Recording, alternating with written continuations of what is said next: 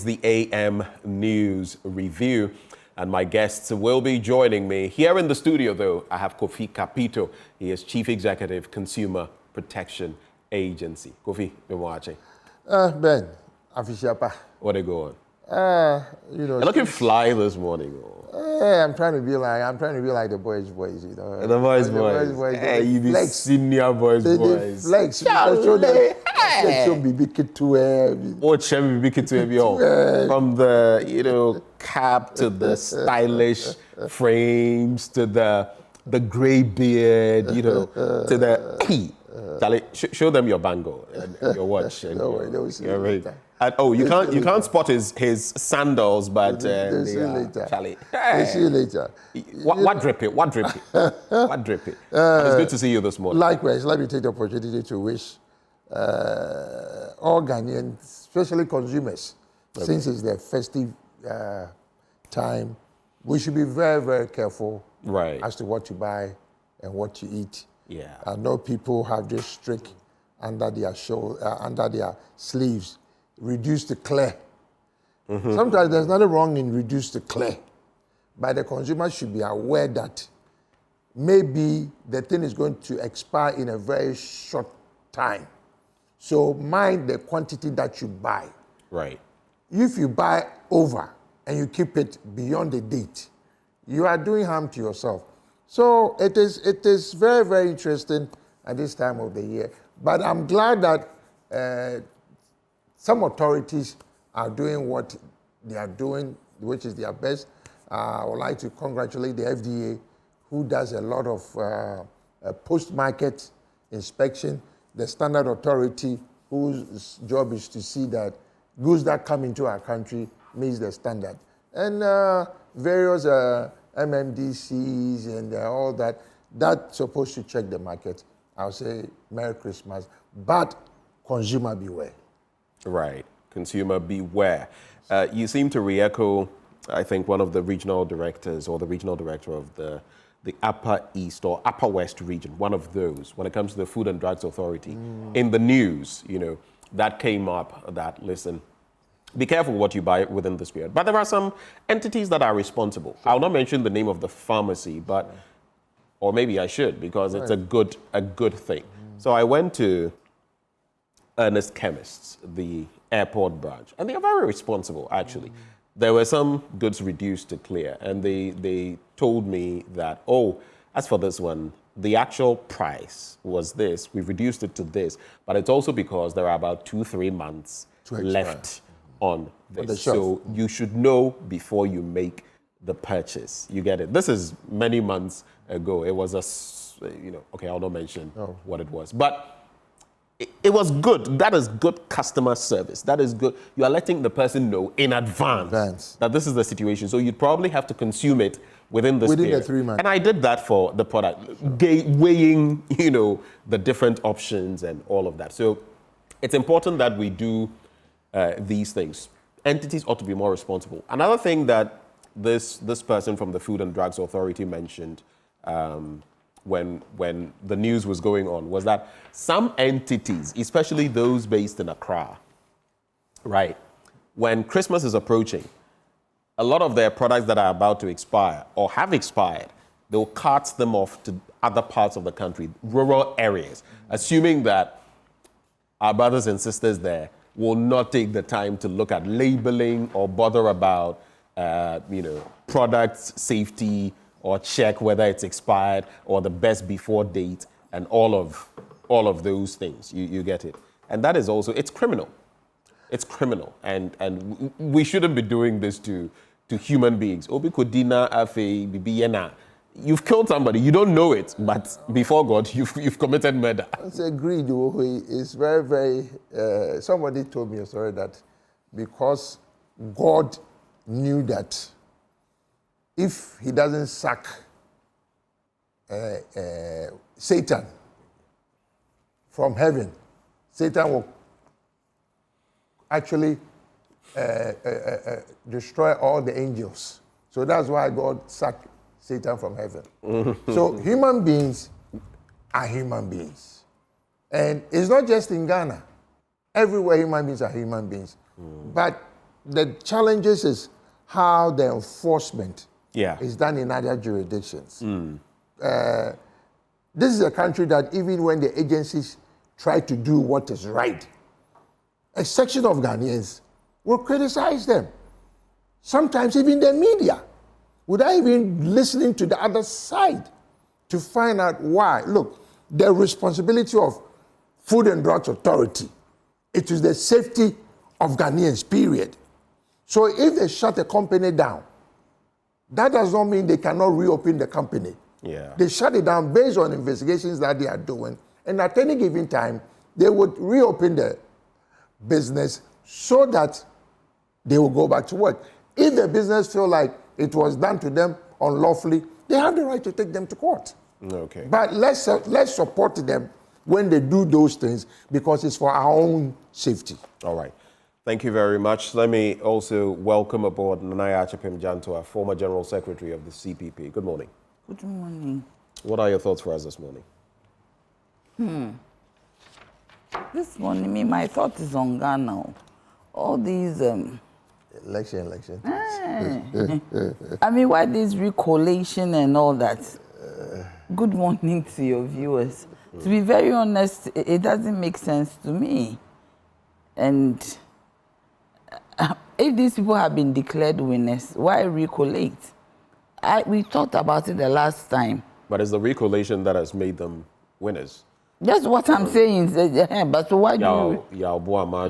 So the ones that were declared winners, so who made a mistake? Well, if you look at, I believe it's Ablekuma North, you have Irabna Obe complaining about the situation, suggesting arm twisting, suggesting that even when they went to the High Court, the court did not even consider what they had brought, and threw them out, and threw them out, and the process went ahead. So now I think it's left with Domiko Abenya and one other. That one I've heard the presiding officer said. Constituents. But just to situate as you move on, Nanaya, I've heard the rhetoric of, listen, if you do this when we come to power, we shall also pursue certain legal remedies, and it's creating quite an unnecessary storm, isn't it? No, but you see, nobody wants to be cheated. I beg you, I have been declared a winner. Then the next moment, somebody says it is wrong. So it is whose fault? I was declared a winner. So if NDC wants to take it to court, I don't see they are creating any unnecessary tension.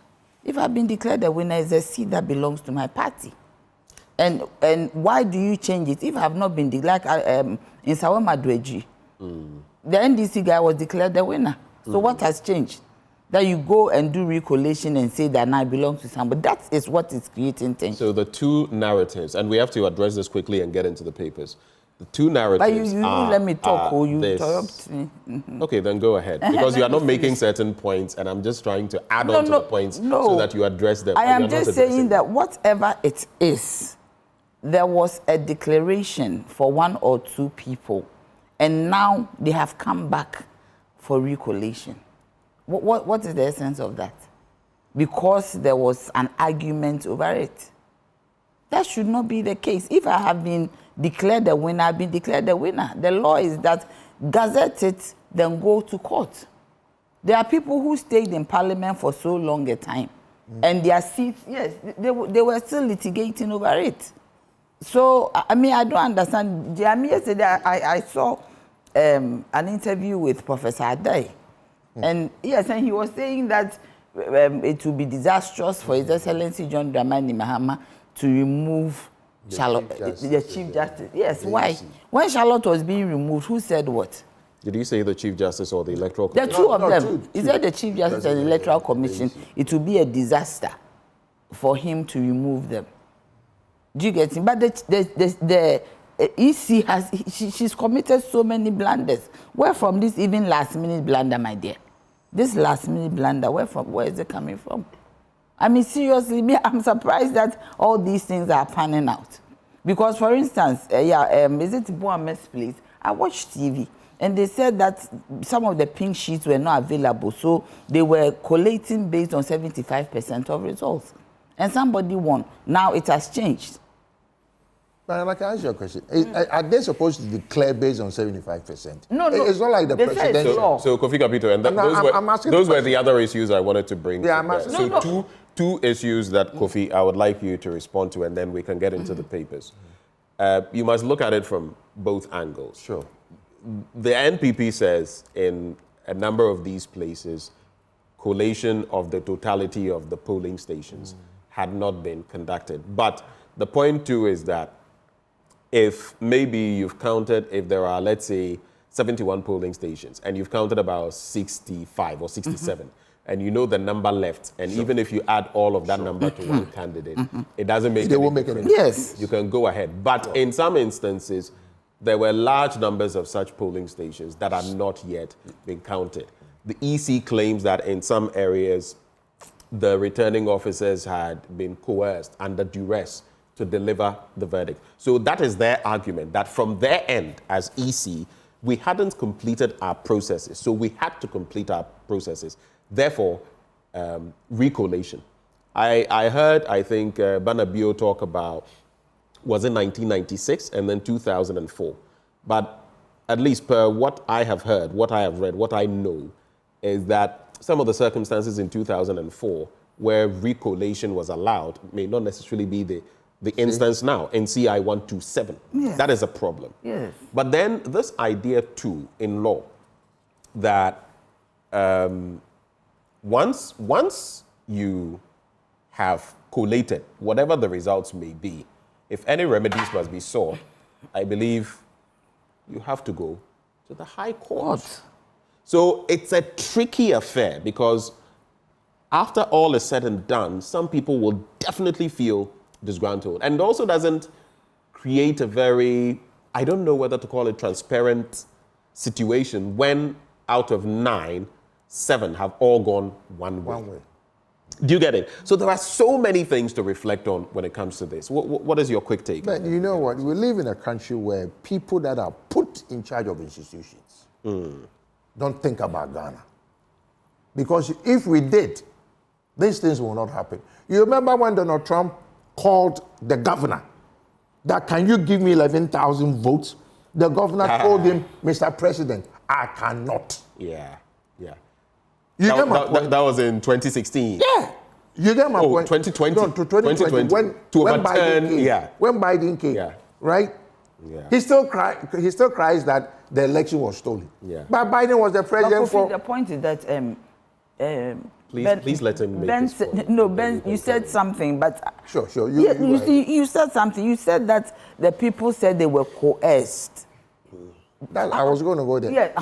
So if you EC, okay, how? you find out your people, you don't hold your people accountable. Right. Okay, and to me, that's why I say people who are put in positions don't think like Ghanaians. It's as simple as that. Look, what does the LI say? The CI something. 127. 127. It is obvious. Okay, do you know Donald Trump has made America to become like an African country? Let me tell you what. Gore versus. Yeah. Do you know the case? Do you know the case is still in court? It is? It's still being litigated. Yes. I remember that was the 2000 election where he lost to where he lost. George Bush. Yes. Yeah. And that was Florida. Florida. It's still there. You get my point? Yeah. So the question is, why don't you allow institutions and systems to play out? That is my But let me problem. also play devil's advocate here. Sure. How do we also avoid a SAL situation in this kind of scenario? You even remember A that SAL situation? Yeah, It's not about a SAL situation. Akpafu, Likpe and Lolobi situation. How do we avoid that? No, this Because one is not- once this is being litigated, No. you realize that even in Parliament it's going to be problematic. No, it shouldn't. There's no South. It shouldn't be. South thing. Parliament is supposed to do parliament business, which is the people's business, not the party's business. And that's what we tend to do. Look, I'll tell you what. And when they But say... can you have an MP whose legitimacy is being contested be in Parliament? Well, I mean, I think we've had That's the two question people. you should we answer. have a few people Because that there are that injunctions and all of that. It means there is no one who can stake a claim to it, and that may mean a lack of representation. Yeah, but the gentleman, I've forgotten his name, who they took to court from the Western region or Central region. One of those people. Is it Jachi Kwesen? Yeah, Jachi Kwesen. Yeah. What happened to him? I don't know whether it's. I'm just saying, let the system play out so that nobody will look. There will be winners and there will be losers. So just to end this conversation, from where you sit, the EC should have allowed the processes which state that if you have a concern on the parliamentary, go to court. Go to the High Court. It's as simple as that. They should have washed their hands off. Wash their hands off. Let the court decide, because that's why we have the courts. All right, thank you. That's the same thinking you have, right? Yes, Ben. I mean, I don't understand what is going on truly, because you see, when Jean Mensah announced the presidential elections, she said that they are left with, I think, 9 constituencies or so. And that even if you add everything to Dr. Bawumia, he will not win. Right. Do you get me? Right. So there was an outstanding, but still she declared. Right. So if these people are saying that there are some outstanding polling stations that they have not counted, why did they declare? If it's going to have an impact on the final results. Jean Mensah said that what is left will not have any impact. So it is okay. I can announce. But you are saying that there are some others waiting. So if you think it will have an impact, why declare? All right. And that is a question that Samson Lade put to Frank Davies over the weekend on Newsfile. I have to do this before we get into the papers. Do you think with all these actions, and I keep reiterating that I go back to, was it 2016? Thereabouts, or a little after Jean Mensah was made EC chair. I had her first media conversation. She had it with me. With her, okay. And in that conversation, I remember asking her, on the back of the nature which Charlotte Osei was taken out and you were brought in, are you concerned that in future, if there's a change in government? I remember that question clearly. She said that she wasn't really bothered. She was going to do her work and that she wasn't really thinking about those things. Do you think the EC chair should start thinking about such scenarios now, that maybe her actions warrant? Let me answer, on the back of what happened. Let me answer it by saying that their actions depicts or suspicion, or some individual feeling that you are leaning towards a particular person. Same thing happened to Charlotte Osei, who was accused. Actually, she was accused of... Hers was procurement. Yes, yeah. Procurement, right? But the question is, we cannot do this to ourselves as Ghanaians. Ben, you see, I'm tired of people talking about political parties. Let's think about Ghana. Because at the end of the day, no political party comes to campaign to tell me that I'm only here for my political party. Right. All say they are here for Ghana. So people who have opportunity to serve the nation, it's just like a security man. Your job is to protect the nation. So do you disagree with Professor Ade? That what? When he says the removal of the EC chair, and is it not the law we should follow? No, the law says the wrong thing has been done. If the law says, as Charlotte said, if they said they found that it was procurement that she got herself in trouble with, fine. Maybe this Jean Mensah too, they will find something on her that can justify her removal. You get my point? Look, the National Security Advisor, Kandapa, even was worried about... No, I'm talking about Kandapa, the National... He's Minister for National Security. Minister for Minister, right? That's Kandapa. Okay, yeah. He was even worried at a certain time that he was able to say that some of the judgments... Oh, I remember. Yeah. That they're a bit funny. They're a bit funny. Yeah. It's as simple as that. If he feels... He was talking of judgments in favor of the NPP. His party. His party. Right. Okay, look, a guy like PC Apiofori, yeah. Do you know why they could not remove PC Apiofori? PC Apiofori stood with the people that brought him in. PCR appeal for it if it wasn't the fact that he decided not to go anymore. He will still be an MP. Okay, let's get into the papers. It's getting exciting, and for those of you just joining the conversation, we have Nanaya Achipem-Jantua, former General Secretary of the CPP and formerly with the PURC. We also have Kofi Kapito, he's Chief Executive of the Consumer Protection Agency. I'm going to start so that I set the example of going very quickly so that we can do the papers very quickly. Let me just leave it at that. Economy Times is where I'm starting. FDI shrinks in value by 39% first 9 months of 2024. Untamed inflationary trend to cut growth in Ghana as Deloitte see further surge amidst Christmas spending. Tax concerns in Mahama's next government. So let me just do those very quickly. Foreign direct investments legally registered in the country for the first 9 months of 2024 has increased slightly in volume, but has shrunk in value, according to figures from the Ghana Investment Promotion Center. From January to September 2024, the total number of projects registered by the center was 108, compared with 100 projects during the same period in 2023.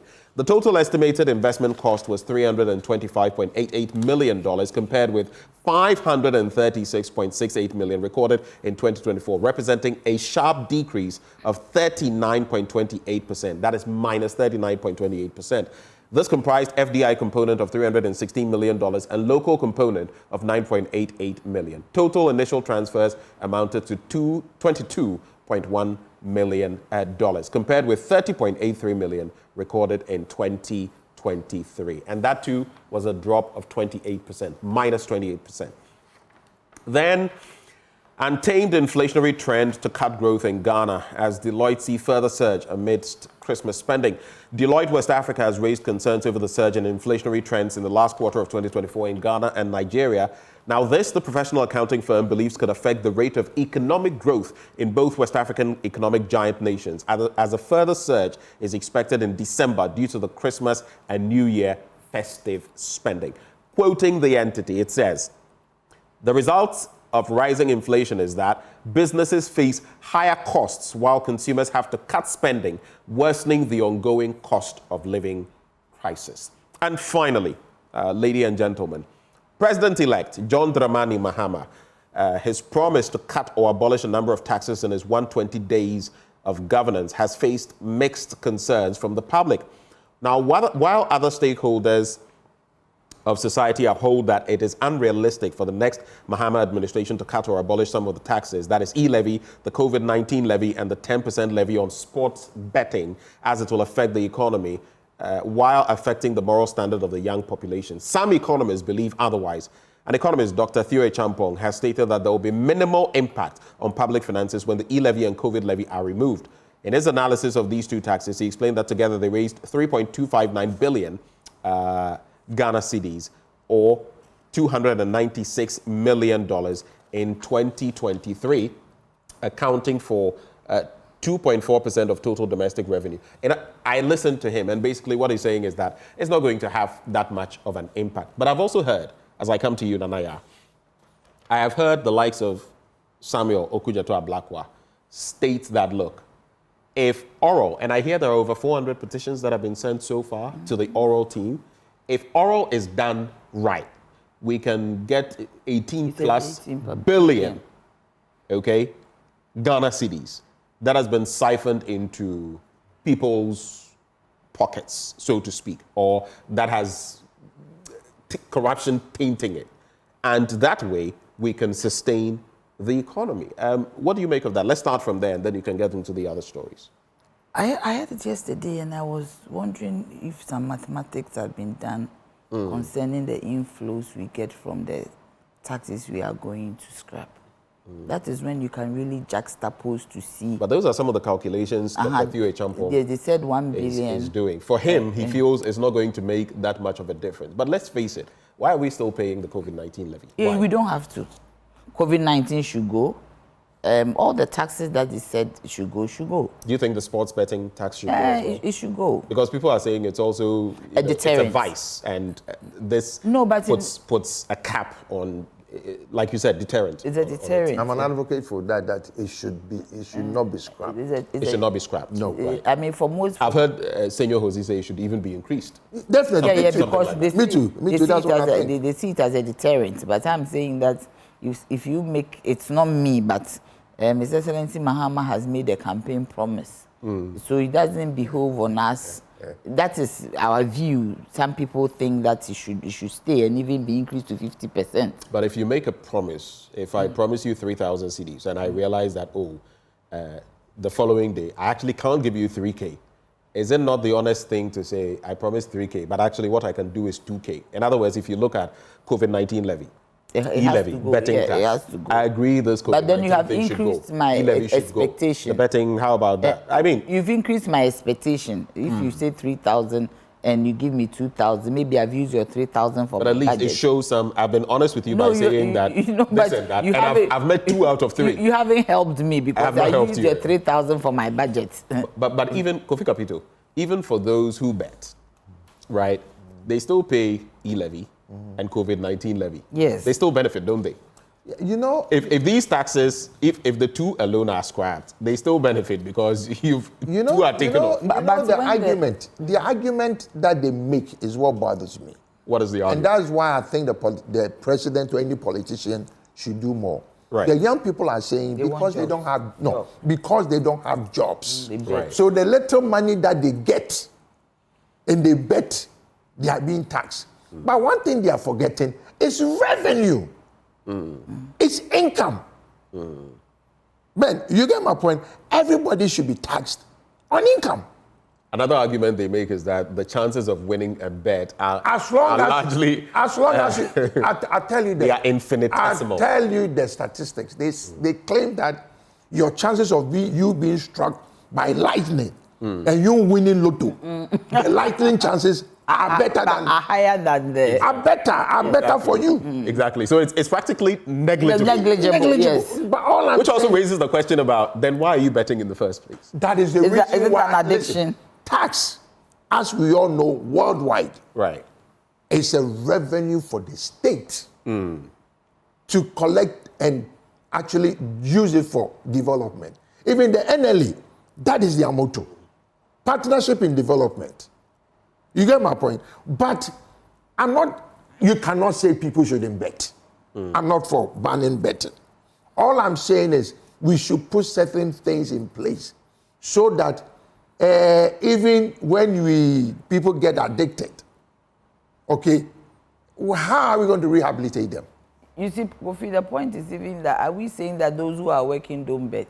Who? No. I mean, it's not that. No, the basis. Yes. I'm agreeing to the basis of the argument. Argument that because they don't are have not jobs. working. Yes. Now, there are some people who are working in banks and they still bet. I know women, big women. I don't know about that one, No. but I know that there are people who work and they still bet. So, I mean, this is a very... Ben, have you heard about something called Aviator? What's Oh, that? yes, I have. There's a betting thing called Aviator. I've heard it, but I don't know I'm what it is. telling you. You see, and the You'll be addicted. and the danger of betting, it's just like somebody being addicted to drugs. Yeah. At a certain point, they need a fix. Okay, all right. So let's move on. Like I guess the conclusion here is that let me say it in Chi so that COVID levy should should go. I mean, right. what I mean, the that one there's promises no made, yeah. argument about it. Inti the kind of say uchadia you better. Yeah, better. That one. I like that conversion. Ucha, better. Yeah, better. All right, let's get Nanaya. Let's do your papers quickly. So I should everything or choose. You can do headlines and then do 1 or 2 stories. My interest got to this. But give us the headlines. Okay, first. the news center that takes a break says that President Akufo-Addo does not own UK property. Eugene, I don't know which Eugene is this. Mini budget set for January 2nd, but which side will compromise to end deadlock? I heard Honorable Atoforsen talking about the Vice President reading the budget on the 2nd. The Vice President-elect. Future generations will acknowledge our work, Akufo-Addo. Looming government shutdown, a crisis of leadership and cooperation. And this also caught my attention. Tissues of the issues, Quisiteria, President Mahama must not appoint Mr. Achan again. Everybody knows who that appears to be a very direct yes, confrontation, or someone has an axe to grind. Yes. I mean, I don't know. I read through it, and who's Achan? Achan is the person who was a traitor when Joshua went to war. Oh, okay. Yeah. And so, like, don't. So that tells you that my Sunday school. So President-elect Mahama pays courtesy calls on West African leaders. Okay, I think that is cool. So we can get into the story. When I say the headlines, basically the front ones. Okay. So President Akufo-Addo, I read it, and they say he has 15 properties in the UK, but the one they are talking about is for his brother, and the brother bought it £50,000. 50,000 pounds. In 205. 50,000 pounds. That's what is there. In Where? 205 in UK. Where in UK? They talked about. You want to know whether it's whether it's the suburbs or some. Let me see. I've forgotten the area. You know, for UK, their name. You can't even get a council flat for 50,000 pounds. He said 205. I know you can't get a council flat for 50,000. Where is it? It's in Westminster. Oh, I say you can't get a flat, a council flat. I mean, the basic thing is that 75 Nottingham Terrace, London City, Westminster in 205. Westminster is a high-end area. It's like the government area. Oh no, I didn't see it properly. It said £350,000. okay, because 50,000 pounds. Yeah, it's so 350,000. So the brother bought. I think it's even a flat or something. I don't know. Okay. So what's your brief take on that? I believe, you see, when it comes to these things, even people have a way of owning properties abroad. If it goes beyond one, then it becomes a problem. I know a few people who are, even young people, who have been able to get mortgages and they bought flats, houses. So if this one is for the brother and it was bought in 205, then that one, and I think they even used to live there. Certainly some people who live there buy houses and they rent it out and they leave one bedroom and all that. So when it comes to these things, I seldom even talk about it because I even know people who are younger. 12,646 Ghanaian deport. That is, this one, it breaks my heart. I think we need to organize our country properly for people to stay here. Because when you go through this process, I mean, you see Ghanaians going through this process, it's frantic. Because they are deported and they don't even know what they are coming to do. It's humiliating. Very, very And I've still been seeing issues about some of our students, for example. Yeah. You know, the UK and other places are cracking the whip. If you are not able to pay your fees, they are becoming more strict on some of these. And even African countries where we are not able to pay their stipends, and so some of them are doing all kinds of things. So we need to manage our country properly for everybody to stay. This one, I put it on a Fenyo marking 100%. The mini budget. Yes, the crisis that we are in. Is the problem. Do you think it's payback time for the MPP? No, he's the reason why we are here. Why is he? All the shenanigans during those... It's the finance minister who didn't show up. No, but the point is that if they hadn't closed Parliament, Senate, and all that went on, they could have done it. Do you get me? It was very unnecessary. We all talked about it, that they could have resolved. Now he's saying that we are all brothers. Why didn't he say that at the time? That we are all brothers. I've heard some people say, no, we are not brothers. Yeah, but I'm saying that at the time, if he had the same posture, we wouldn't be where we are today. Okay. It's even possible Amin has not finished putting the thing together because he also went out to campaign. Okay, so Daffy Ameklos has said that we are not brothers. Let's do your paper, maybe both of them, and then I'll come to Nanaya to do one last. No, let me go to Kofi Kapiko first, so that it's a bit even. Well, the front page, Presidency rubbishes Kevin Taylor's false claim. Joe Wise endorses Afenyo Makin to lead MPP minority. The coalition and MPP clinches 7 out of 9 disputed seats. AUCC granted presidential charter. Now AUCB, which is the publisher. Okay. Let's once you're done with the headlines there, let's do the story you want to. No, we'll come to we do one paper at a time. You know, it is interesting that in the paper, I'm trying to look for it. That's the Ghanaian publisher. That they are talking about, I don't know whether it's this one or the other one, talking about fire outbreaks. And the fire service is saying that I think within 1 month or so, they've gotten over 20-something fire outbreaks. Even this Incidents, morning, this morning Yeah. they say they had like 5 or 6. There's even the Kwashiman cluster of schools. Yes. Where That one they said it's arson. My issue is, this time of the year, these things, if you are not careful, will happen because of the Harmattan. Yeah. It happens in various countries. Summertime, bush fires and stuff.